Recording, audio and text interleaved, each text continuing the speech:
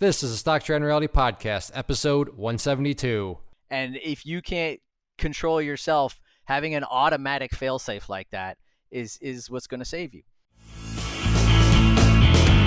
This is the Stock Trading Reality Podcast, where you get to see the realistic side of a trader's journey.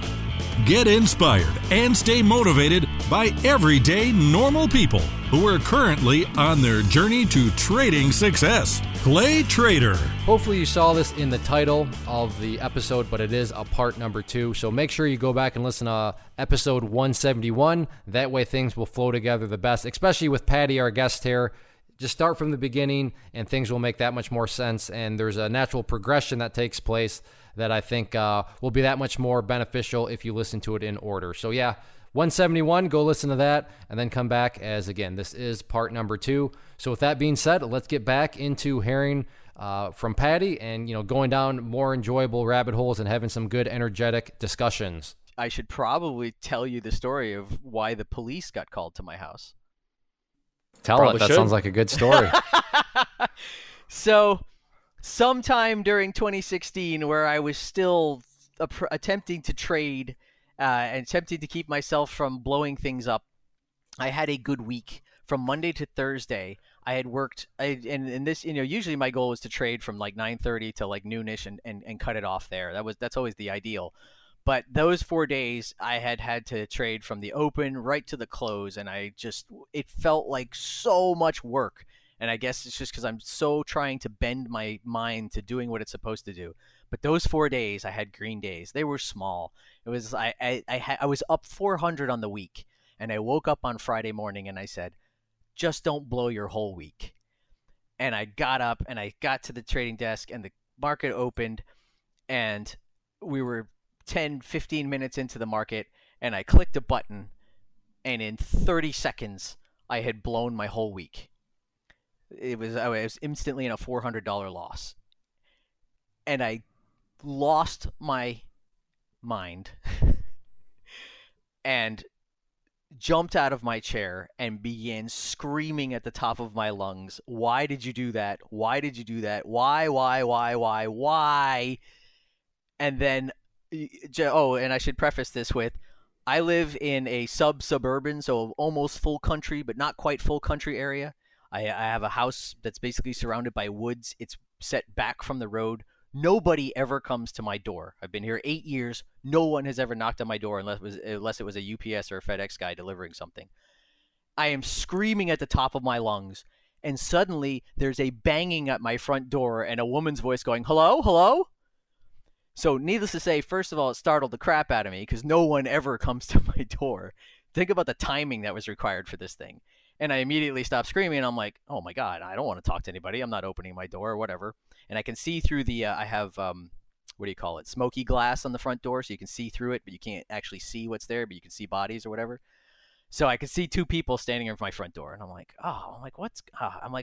And I'm like, no. So I go back and I sit down at my desk. I'm looking at the chart. I'm still in the trade, by the way. I'm just sort of staring at it going, what do I do now? And are these people going to go away? 5 minutes later, I get up and I walk to the window. I'm upstairs. I walk to the window of my house and I look down and I see these 2 women standing on my front porch or front steps. And just as I get there, I can hear them talking. They have their phones out, and one says to the other, do you want to call them or shall I? And I'm like, crap, they're going to call the police. So I go downstairs and I open the door, and in a not very friendly way, I go, can I help you? And these ladies are like, we heard screaming. I'm like, yes, that was me. I'm losing money in the stock market. I'm very unhappy. Can I help you? And they were like, no, sir. We're fine, sir. And then they just sort of stood there. And I'm like, well, what do you want? And this lady held out a pamphlet and she goes, it's about Jesus. And I went, are you kidding me? No. And I slammed the door. Jeez, Paddy. I was like, are you kidding me? And I knew it too. I'm like, there's only one type of person who would be knocking at my door, and not a UPS or a FedEx guy. So I went back upstairs and I rehearsed what I was going to say to the policeman who I knew was going to be coming. And 10 minutes later, there's a knock on my door. I walk downstairs. Hello, officer. He's like, and here's, you guys are going to laugh at this. He goes, is there a woman who lives here? So So you scream like a woman. Not anymore. Let's leave. I made a joke with him later. I'm like, should I be angry at those two ladies for saying that I scream like a girl? But anyways, so I said, no, sir, it's just me. You are welcome to search the premises. He came in. We walked around. We started in the basement. We searched my house. He's like, hey, this is a pretty nice house. We got upstairs, and I showed him on the chart. And I said, you see this big red line? He goes, yeah. I said, that's why I was screaming. He's like, oh, I'm so sorry. I hope you get it back, blah, blah, blah. Then we went outside. We chatted for like 10, 15 minutes, and the officer left. So my trading journey has involved getting the police called on me. If you would call that not trading without emotions, I don't know what you do. That's pretty intense. I mean, I don't know. So you didn't get down to those women. Timing thing, though. You didn't get down to those women until so you made it down to them after they called the cops then? No, before. But they still called them anyway. Yeah, because listen, put yourself in their shoes.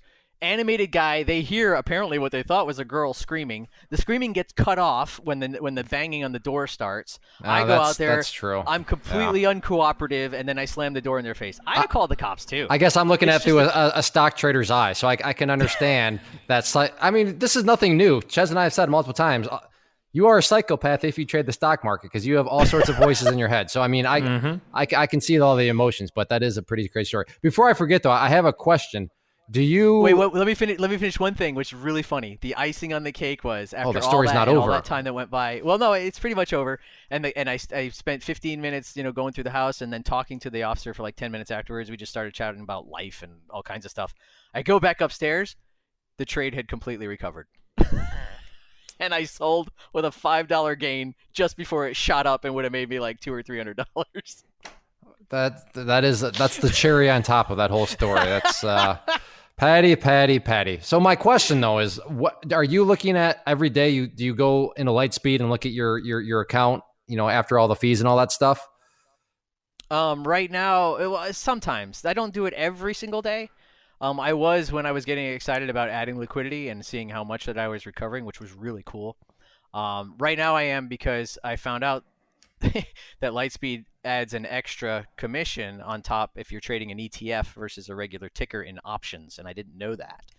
So I'm trying to balance out the new commission load versus my trading, which is very different than equities because the equities is so much smaller compared to what the options charge is. So let me ask you this, though. Right now, do you know currently how much you are up or down for the month of June, which is when we're recording this? The month of June? Yes. I'm down $1,000. So my point is you are currently, you know exactly where you stand on the month. Right. The month of May, I was actually up $1,800. It was my first green month ever last month. Okay. So this is, because I notice a pattern here.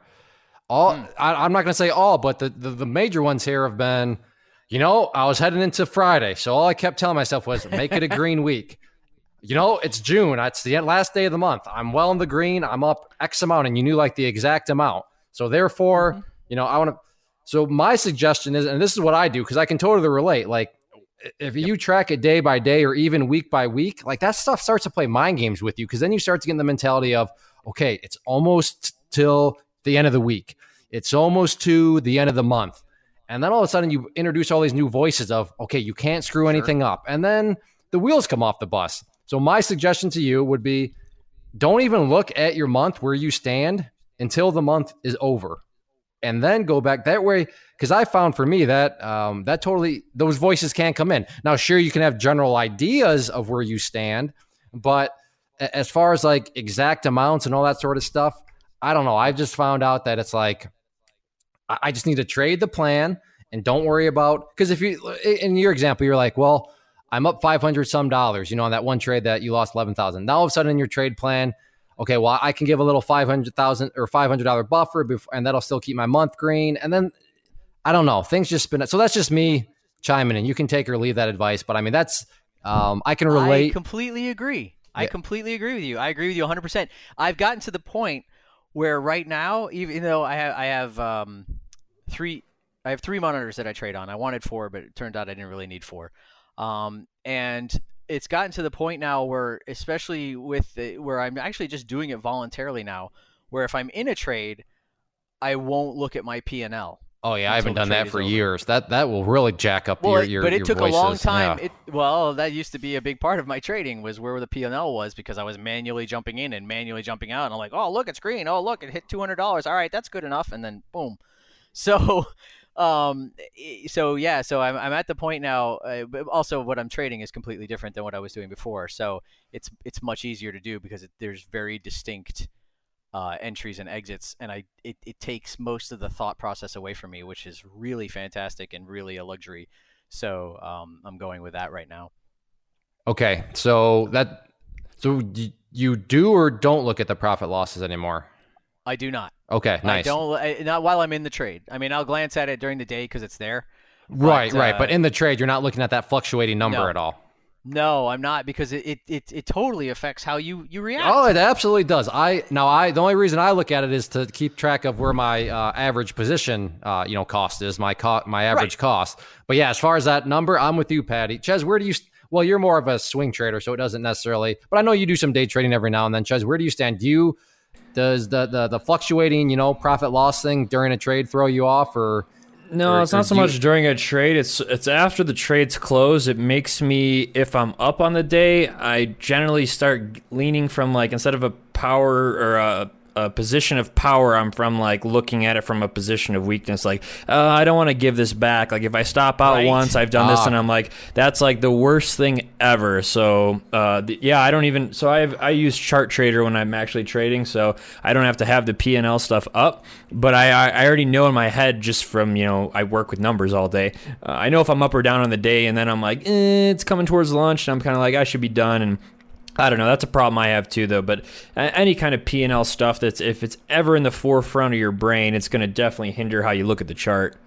yeah, Absolutely. yeah. The not wanting to give back, that is a huge one, Ches. The not wanting to give it back is once you get into your day and you've accumulated some gains, it's one of the worst effects on your decision making that there can be because if you're like me, you don't want to give back one penny. And then that will immediately cascade into you making all the mistakes and breaking all the rules that you do. Because what do? And Clay, you know this too. You know it well. Anybody who's listening knows this well. It's like, oh, well, let's just say I'm up $400 for the day, and I'm on my last trade, and there's like an hour left in the day, and let me just, oh, this is a good setup. Let me jump in. Oh, well, now I'm down $50. Well, I don't like that. No, I want my 400. So I'll wait till it goes back to break even. And you're trading to the bell. And then you trade to the bell, and not only am I not plus 400, I'm now minus 300, and you feel like complete crap. You feel absolutely like like you're unworthy of being a human. It just you hate yourself. It's just amazing how quickly it turns because you're like, and you start to do the numbers. You're like, not only do I not have a $400 gain, but that was a $700 swing because I didn't start the day and have a $300 loss. I had to actually lose $700 to get to that point, and and it just piles on, and you just get angry and frustrated. And if you're like me, the only reason this happened is because of you. There's no market makers, there's no scammers, there's no shorting groups out there, there's no anything else, no manipulators. I did it. I had $400. The reason I don't now is because I clicked the damn button. Now, I have a couple questions, and I'm going to make a point of this. So, Sure. Walk us through your how many languages do you speak? Three? Four somewhat well. Okay, what languages do you speak well? I speak English, French, and German well, and a little bit of Dutch. Okay, so and then you have a degree. You have a degree, right? I do. I have a Clay, don't make fun of me. No, just tell me your degree. It's Roman wood shoemaking. I have a Bachelor of Arts in International Studies and German. Okay, and you are now at your job. You do like a lot of computer stuff, right? I work for a company called. Can I say it? Do you mind? Oh no, I mean, I think it's pretty sweet, but I didn't know if you wanted to go public with that or not. Oh yeah, no. Most people know anyway. It's in most of my profiles. I work for a company called VMware, which is an IT company that's now under Dell EMC since Dell and EMC merged a year and a half ago. I've been there for 10 years. I am a consultant, which means I am a client-facing technical assistant. So whenever they buy software from VMware, I am supposed to travel to that client, either help design their environment and help them implement it or do whatever else. And sometimes, like in this particular case, I can work from home while doing that job. I'm on a residency. Most projects don't last more than 6 weeks to 3 months, but I've been at the same client for almost 5 years now, and it's called a residency. And I'm just sort of a resident expert who helps them out with their stuff. Okay, and I don't need a number, but I assume you make your yearly salary is quite nice. You're happy with your it's 6 figures. Okay, so yeah, there you go. Yeah, so there we go. Go with me. I'm going. So he speaks multiple languages. He's got a bachelor's. He's a real catch, ladies. He's degrees, minors. He has transformed himself into being able to do all this technical stuff, which has generated 6-figure income. So what does that tell you about Paddy? He's a lazy bum. He's not ambitious. Yes. He has no competitive spirit. Paddy is obviously very, very competitive. He's very, very ambitious. He wants to succeed in whatever he's doing. So let's go back to break this down. Sure. He doesn't want to. What does a loss of penny, what does that represent to you? What does that mean if you're all of a sudden losing a penny? Right? Failure, exactly. Failure. Yeah. So that's the catch-22, and the cruel thing about trading is if you want to succeed, you better be competitive. You better want to succeed in life. I can attest, Ches is very competitive. I've done fun facts about, Top Golf and the first time there and just seeing, I want to improve my swing. So he went into beast mode competitive and he was working. I am extremely competitive, as some people may or may not have witnessed in Denver. Paddy is extremely competitive. But while that's a requirement, like Paddy just said, that 1 penny down in his account represents failure. It represents he's not succeeding. It represents he was maybe wrong. And people like that, they don't like that. They're going to try to make it better. And when you try to make it better in the world of trading, sometimes you make it far worse. So what all of us as traders need to do is accept, and full disclosure, much easier said than done. You got to accept that losing doesn't make you a failure in trading, that losing is part of the game. But that's such a difficult hill to climb, and why so many competitive people fail, because, Paddy, you summarize it perfectly. What does a 1 penny loss mean to you? Failure. I mean, he said it with such gusto. It's like, exactly. So it's not the money that is driving you nuts, right, Paddy? All right. Oh, I'm down $15. I'm down $20. Right. I'm down a penny. No, and I'm the same way. I struggle with it all the time too. Oh crap, I don't want to lose money. That I'm fat, and then things spin out of control. So I mean, if there's one thing that I hope you take away as listeners from this podcast is, you got to be competitive. If you're just here for the quick buck, the market will chew you up and spit you out. So I'm not worried about you. You won't last very long, but you got to be competitive. But there's definitely that catch-22. Ches, am I making sense with the catch-22 here? No, you're making total sense. And you're competitive, right, Ches?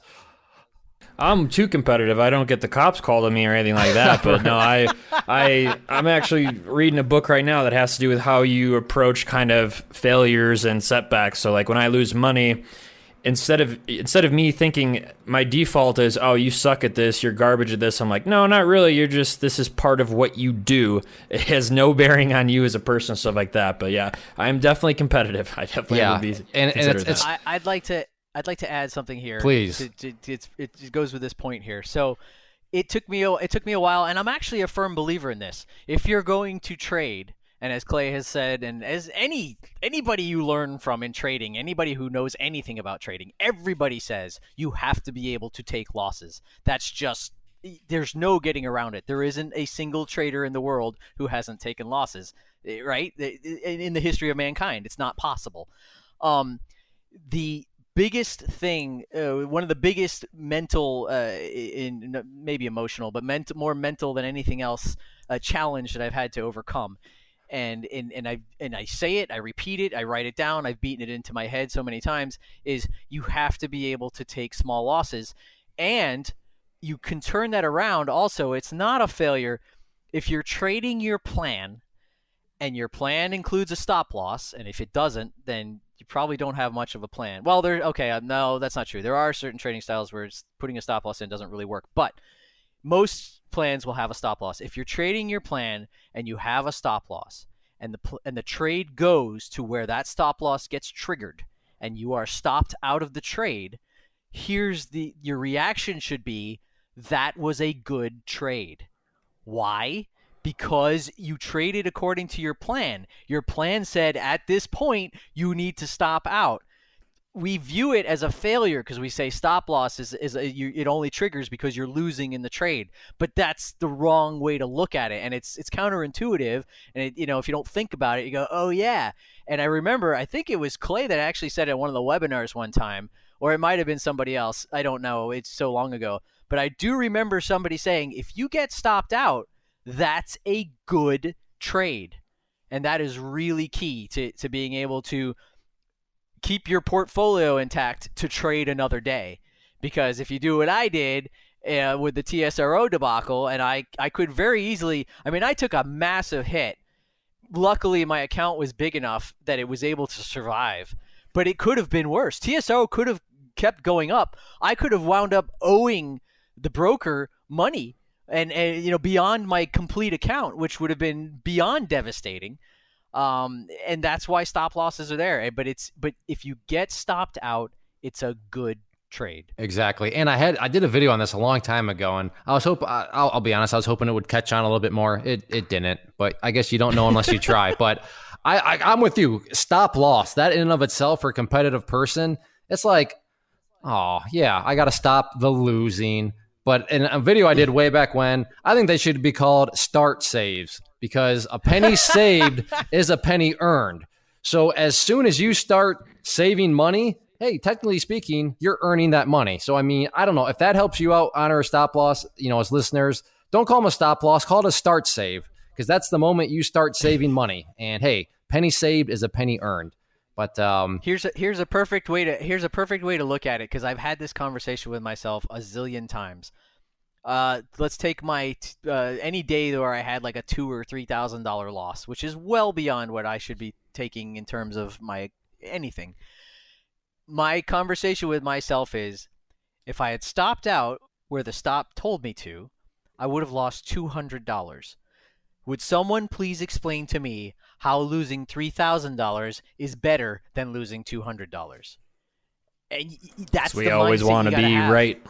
Right. No, absolutely. But I'm like, and I'm walking, I'm out doing my walk out in the neighborhood because I'm so frustrated. I need to walk and burn some, steam off. And I keep saying to myself, how is losing $3,000 better than losing $200? There's no answer to that question that makes sense. The only thing, just listening out, or, just thinking out loud here, is my question would be, well, sure, you had a bunch of, were there, and I'm not saying you, but just in general, but a lot of times what happens is the people that, look at that mindset, they're discounting all the times where they broke rules and they didn't take that $200 loss, but it actually went in their favor.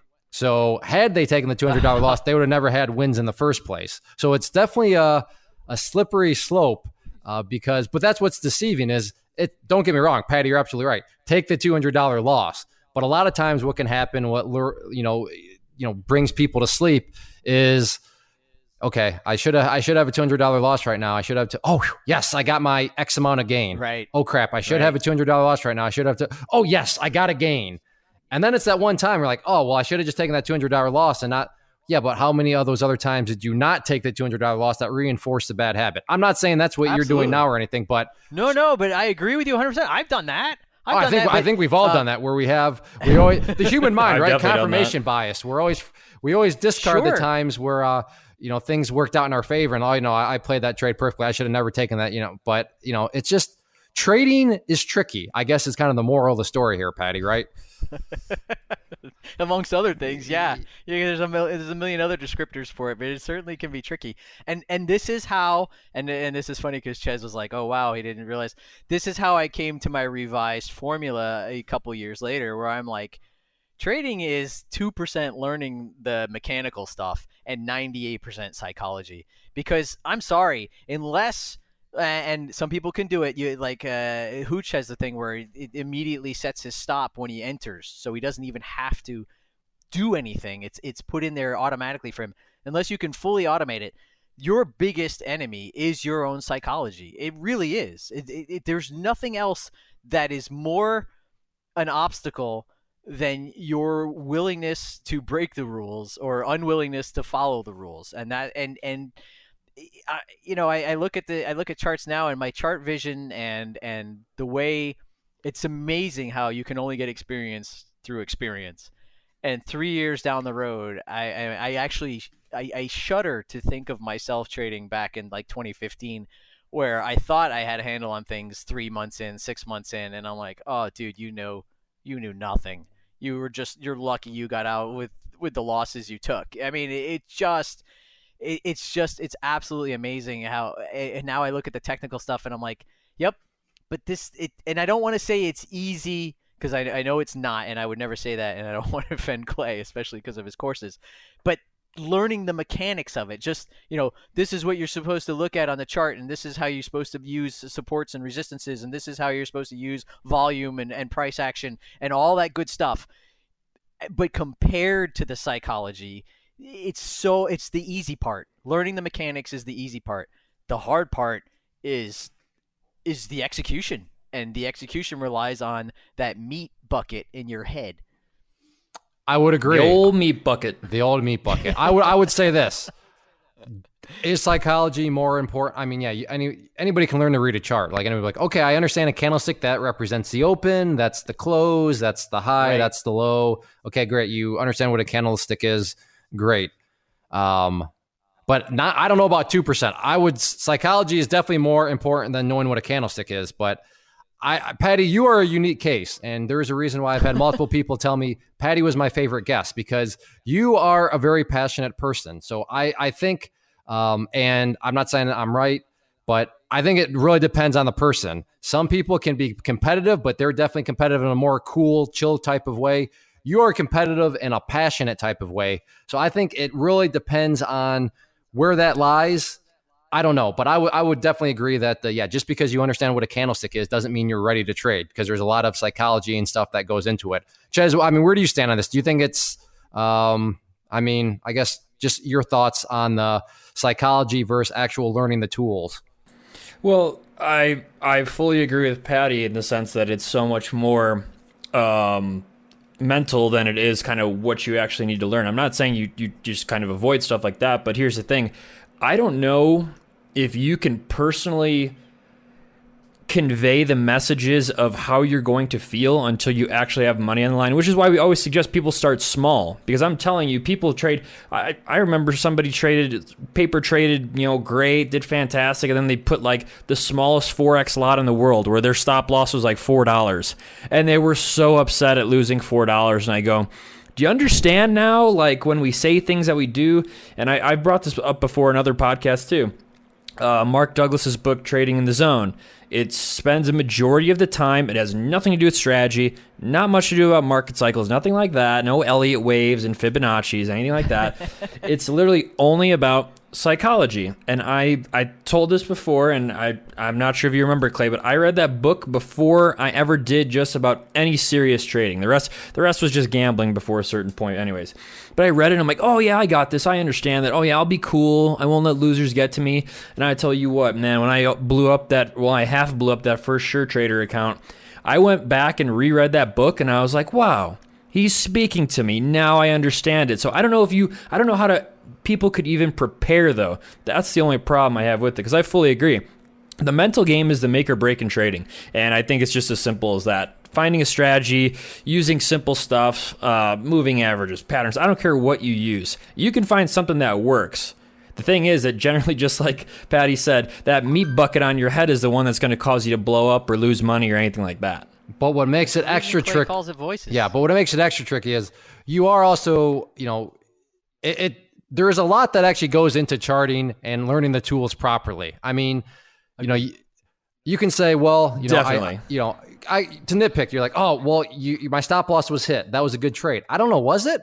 Was your stop loss actually in a logical spot? That's a good point. Right. Good point. Was your entry in a logical spot? So there's little things like that 100 that matter. I mean, I understand what a chart is. I know what a stop loss is. Okay, yeah. Sure. So, and I still, like I said, fully agree with you. But I mean, there is a lot that I think, Patty, you're kind of taking for granted now just because you're a smart guy, you absorb information, you understand all that sort of stuff. But to get to where you are as far as your chart knowledge it's not like you just watch a YouTube video and you got it. And I mean, you put a lot of time and effort into learning what's a logical stop loss. Is I this just risk? bought a Forex trading bot, but I don't know what you guys are doing. Yeah. So I mean, that's just something that I don't want to get overlooked. Is there is well, you got to put a stop loss in a trade. That is true. But I actually did a video on this today. That's why it's kind of fresh in my mind. But there's the great soundbite out there: cut losses quickly. Have you guys heard that before? Cut losses quickly.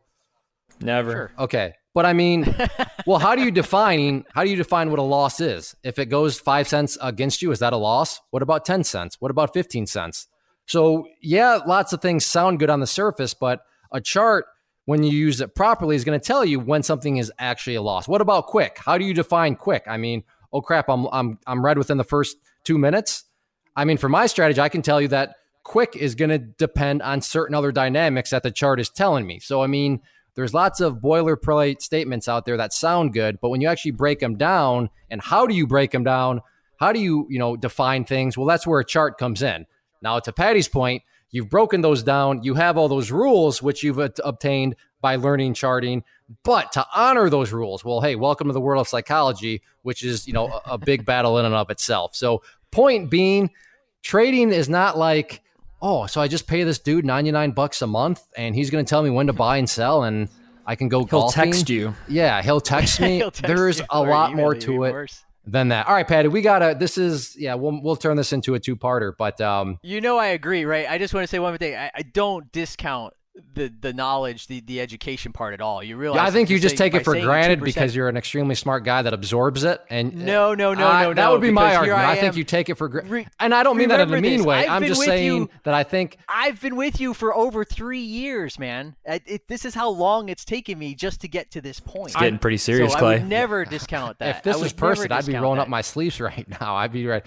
I personally think, look, Patty, your lens through life is you just achieve stuff. You achieve stuff. And I think that you learned what a chart is so long ago. You've learned what a candlestick is so long ago that, I mean, for you, it's like, well, I already know that stuff. And because I don't struggle with what a candlestick is, that doesn't play a huge role. Well, no, you bring up a good point because I think that's totally true because all of us here conversing right now have not only known each other for years, but have gone through the same stuff. So no, I totally agree with you, Clay. I don't think that he's discounting it, but it's just like me when I say, oh yeah, you learned candlesticks and whatnot, and you're good to go.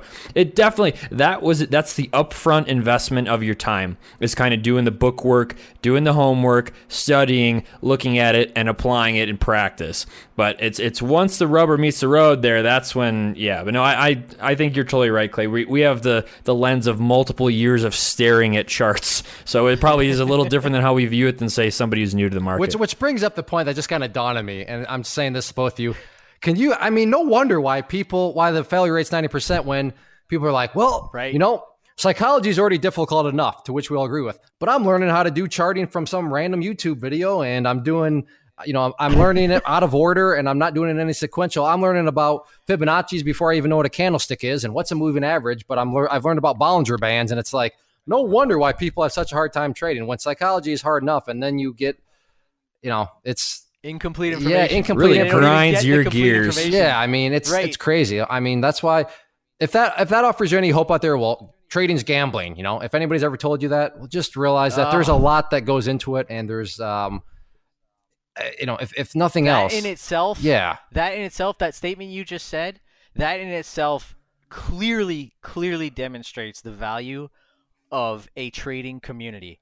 Because as a trader, and I know everybody listening to this, and Clay and Chaz, everybody listening to this who's ever traded anything, you cannot talk to a non-trader and not step on some landmines, because they'll be like, well, it's just gambling or whatever, and it just immediately makes your head catch on fire, because there's so much work that goes into it. There's so much effort that goes into it, and Clay has said it a million times. Yeah, if it's so easy, why is there a 90% fail rate? But having a community of traders where you can talk to them and they understand, because they're in the same space and they're in the same place. They may be trading a completely different way than you are, be in a completely different area in terms of account size, whatever. But they understand that what you're going through, and having that support group is hugely beneficial than trying to just strike out on your own with some YouTube videos. Yeah, it really is. And that's, I had, Ches and I both had a quick reminder of that in Denver. I mean, it's neat to meet up with people. Right. And, like you said, Patty, and you experienced it in Pittsburgh and Chicago, but just be able to say stuff and not have people's eyes glaze over or anything like that. And it definitely does. That's definitely a hidden benefit, I would say, of the chat room. Is not necessarily, oh, great, it can help me find good money making opportunities, which it can, but there's definitely that psychological aspect of a good supportive support system. Yeah, support system. Yep. So I guess, Patty, looking at the time, we will start to jump ahead here, but let's see. I want to commend you on something, but I don't know if I don't want to steal your thunder either. So you're back to trading options right now, right? I know that just like a couple months ago, you were trading stocks. Is that? I was. I wanted to ask about this too. So good. Keep going, Clark. Okay, so I guess what happened? You were trading stocks. It looked like you were doing well, and all of a sudden you were trading options. So why the changeover? There's a couple of things. I think the biggest one I'll hit on is we're talking to a trading community here anyway, so they understand. Options gives me something very specific, and that is defined risk. So, and it actually came into play since I only started doing it about 3 weeks ago. If I take my TSRO explosion, if I short an equity and I blow my stop, theoretically, we know it doesn't happen, but theoretically that stock could go up into infinity and you could lose more money than there is in the world. With an option, that can't happen. If you have your position and the option is worth so much, right? If you if you put $2,000 of your account on the line, if those options expire worthless, your risk is $2,000, and you can't lose more than that. So that's part of it. Another part of it is that I've switched to trading SPY, and SPY moves in a very distinct way that I like. And the system that I'm using is very distinct on its entries. It's very hands-off. And for me, the solution to the psychology is to make things simpler and then try to simplify that. And I wanted it to the point where it's just so simple. You only have to think of a couple of things and take it into consideration and then just act on that. And that removes a lot of the potential for doing what I am prone to do. This is a personal thing, right? You guys, you talk about, you know me, you've known me for 3 years. We've met. I love that part about this. And I know, but I also know myself. And if you're willing to be honest with yourself, there's a volatility in my mental state or my emotional state. There's a volatility and a propensity to do things that I shouldn't, that remarkably, after working on myself for years, I have not been able to alter as much as I would like to have. And so right now, the system I'm trading is removing a lot of my own volatility affecting me. It's capping the risk that could result from that excess volatility. And like I said, SPY trades in a very specific way. It's a little bit slower. Doesn't mean it can't go crazy at times. And it's completely the opposite than, say, trading a nuts alert on any ticker, which I actually enjoy. But those are the main reasons that I moved over from equities to options currently. The only downside is I have to adjust my sizing and what my expectations are, because there is a heavier commission load, which I didn't realize was doubled, because I have a great commission on options, which is 45 cents a contract, but Lightspeed adds 20 cents a contract for ETFs. So I'm actually at 65 cents a contract, and I just have to factor that in. Interesting. Well, I want to give you some credit, and I want to just offer you definitely something that I observed that seems to be a new part of Paddy, that the old Paddy, I don't know if this necessarily would have happened, but I specifically remember asking you a few weeks ago, wait a second, what happened? Paddy, last time I looked, you were trading stocks, and all of a sudden you're trading options. And you told me, you said, hey, look, things were going well with stocks, but I still felt like I was missing something. I still felt like there was something not quite right. So therefore, you changed the options for the reasons, which makes sense in my mind. Change the options. So to me, that says a lot about your growth. Is you were having success, but you didn't sit there and let the voices lie to you and like, hey, see, Paddy, you got it all figured out now. It's good to go. It's good to go. No, for whatever reason, all of a sudden now you have shown growth in the sense of, something isn't just right. And not only did you admit it, but you acted on it. So I would say, well done to you for not, kidding yourself into thinking that you have some strategy when deep down you clearly knew that there is some sort of missing component to it. So, I mean, definitely, man, that's props to you on that, because I don't think the old Paddy would have done that. Do you think that's definitely a hurdle that you've cleared? Well, certainly to make the change, it's really hard to make a change in your trading systems or your platform or anything else once you get it set up. So there's a lot of friction that you have to overcome there to make that change. And thanks for that. I mean, I appreciate that. It's just, if you're willing to be honest with yourself, and it depends on how important this is to you. How badly do you want to make this work? If you want it badly enough, then you'll do what you have to do. And if one of those things you have to do is change, then you should do it. Especially change when you were having success. I mean, you were posting green days, but still, I mean, to change because you knew that you were still missing something and being proactive against it, I think that, brings all that you got to change, because it's easy to change if something's broken and you're bleeding cash all over the place. But to change when things... What you don't see from those postings a lot of the time is it's a green day, but I did some snarky stuff on the background there and held some big red before I got to that green day that I shouldn't have held. And on those days, regardless if it's a green day and I know what I've done, I was feeling crappy about it. I'm like, dude, you just got lucky. And I cannot... Remember, my ultimate goal is to transition to trading as a career.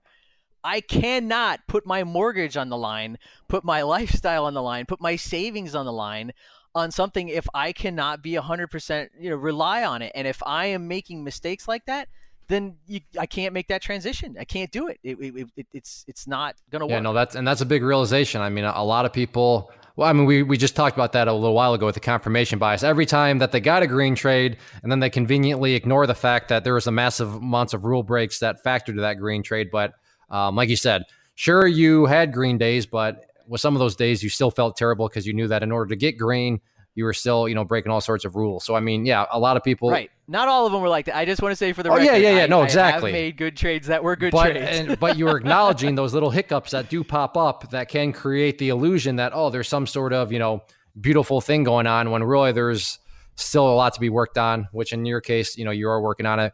But yeah, I think, Ches, I mean, that sounds like a pretty logical thing. I mean, he still, works, he's still battling that mental hurdle, but at least with options, if he totally goes kaput with the mental hurdle, his risk is totally limited because of options in and of themselves. I mean, that makes good logical sense, doesn't it? Yeah, it's a built-in stop loss, but he's not intending for it to be, fully max out and go to zero. But the thing is that it's drastically different than being short a ton of shares when the theoretical loss is infinity. Right. So it's just a built-in stop loss. So no, I think it's absolutely logical as long as you understand theta, and you already do. You understand how options work. So as long as you're able to kind of play that and use it to your advantage, and you got a strategy, it sounds like you're good to go.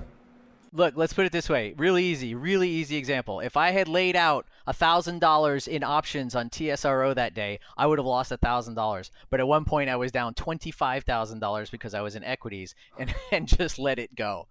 And if you can't control yourself, having an automatic failsafe like that is what's going to save you. Yeah, no, that's well put, because absolutely, TSRO $1,000 sounds a lot better than 25,000 or even 11, which you ultimately took. Or no, 17 is what you took on it, right? Right. It was 17 was the loss, 11 on the month because I had a $6,000 buffer, right? Which is the wrong mentality. And you're also going to stop looking at the monthly numbers, right? So from here on out, don't look at your monthly P&L until the last day or the first day of July. Can you at least try it for 1 month? I can do that. Okay. Yes, perfect. Absolutely. I think that's not a big. I think that'll really help you out. But Paddy, I guess congratulations. You've now taken the throne of the first person with two-part episodes, and the double two-part. Yeah, I mean, this guy is just on fire. But like I said, your passion is Can't shut me up. Seethes through. And always a good time. Chuz and I were talking, in the background. You make our life pretty easy. You're well spoken. You can talk. So we just kind of ask and you answer, and we just sit back and play video games the whole time. So to be honest, Chuz and I have 90% of what you said. I have no idea what you said. We weren't even paying attention the whole time. But I guess, do you have any final things that we're going to bring you back, but let's all just vow right now that we're not going to wait like 2 years before you come back again. So, that'd be my only qualm with you. There you go. What do you think of my vocab, Paddy? Don't get Paddy started on vocabulary. Yeah, but qualm. Do not. You've probably never had anybody use that word to you before, have you, Yeah, Paddy? give me the synopsis of that. Yeah. I value you more for your trading knowledge. I was hoping you'd say my singing voice, but oh well, that's whatever. So, but in all seriousness, do you have anything else that you wanted to get off? Okay. I do. I actually, there is one thing. There is one thing, and this just leads into the first podcast, end of podcast questions that you usually ask, movies, food, and all that. But you were like, name 3 things that a trader needs. Three words that you would use to summarize what a trader needs. And after my experiences up till now, there's a couple things that I realized, obviously, but the first word that comes to mind, and it applies in multiple areas, but it's patience. It's patience with the trade. It's patience with the journey. It's patience with the failures. It's patience with the accumulation of experience. It's so key. Patience is so amazingly key.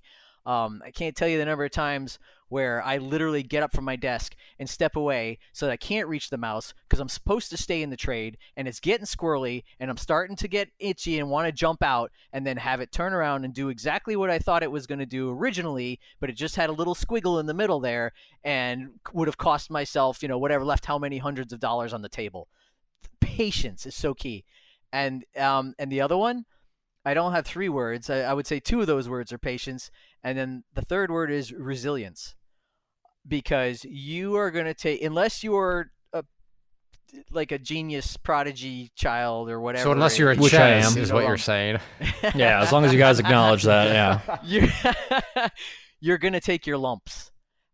You've heard my story. I took a lump that in hindsight I was like, maybe I'm not cut out. There's multiple times where I'm like, maybe I just need to stop doing this. Maybe I trading is just not in my DNA, and I can't make this work because of the known issues I have with my own psychology and my own mentality. But I would always counter with, because of my unique situation, obviously, and some people are in much different or more difficult or whatever you want to call it situations. Mine was, why quit? You don't actually have to quit. You're not, you have your job. Your life is unchanged. You're not draining your personal finances. You're only going from this bucket that you labeled trading bucket, and that if you lost every penny of it, your life would not change. Resilience, getting up after the lump, getting up the next day and taking having a fire yesterday, losing $3,000, getting in front at 9:30 the next morning and say, trade normally. It's the hardest thing to do, because you're flinching, right? You have that the recency effect, which is a big one in one of the books that Hooch, and I don't know if Chez read it too. The recency effect is so massive. Resilience plays a huge role. You being able to get up, recover from that loss, recover from that mistake, learn from it, and continue trading, because that's the only way you're going to break through and become someone who, as I hope to be, who can do it for a living. And as Clay says all the time, attain your freedom. Freedom. That's a good movie. So was that a Braveheart reference? I knew you were going to go there too. Of course it was. You knew I was doing it for you because it's one of your favorites. Absolutely. Well, Paddy, thank you for Actually, before I forget, I said you had a couple runners. Is that trade totally done now, or? Yeah. Oh, earlier? Or you still got those runners? Yeah, that trade finished a long time ago. Good trade, or? So, I don't remember now because I've I'd love to hear that. brings a tear to my eye. He doesn't even know because it doesn't matter because it's just one trade out of thousands. Exactly. Well, yeah. Well, I mean, it is. It is. No, that's good. That's fine. I just that clearly tells me that was not your only trade of the day, and that's fine too. You just trade and move on, and yeah, that is kind of good. Well, I like to know that you had runners, which means you didn't just totally bail out of the trade for the sake of it. So it sounds like the trend is strong, and yeah, just keep on battling those voices. So Paddy, thank you very much for hanging out, sir. Thanks for having me. It's always fun to talk to you guys. Awesome. And yeah, we won't wait 2 years before we have you back again. Viewers, listeners, you're not viewers, you're listeners. Couple things before we go. If you are listening on the website itself, claytrader.com, make sure to click that share button. Leave us comments down below. We will read those and we will reply back. If you are listening on the YouTube channel, make sure to check out the channel as a whole. Lots of other things besides these videos, live trades, quick tip videos. There's a vlog series. There's lots of different stuff going on, so make sure to check that out. And then finally, if you're listening on iTunes or any of the other podcast players, make sure to subscribe. And most importantly, and what would really help us out is if you just leave us a rating, especially on iTunes. That does go a long way. So we thank you to all of you as listeners. Thank you to Paddy. Thank you to our esteemed co-host, Ches. We will see you back next week.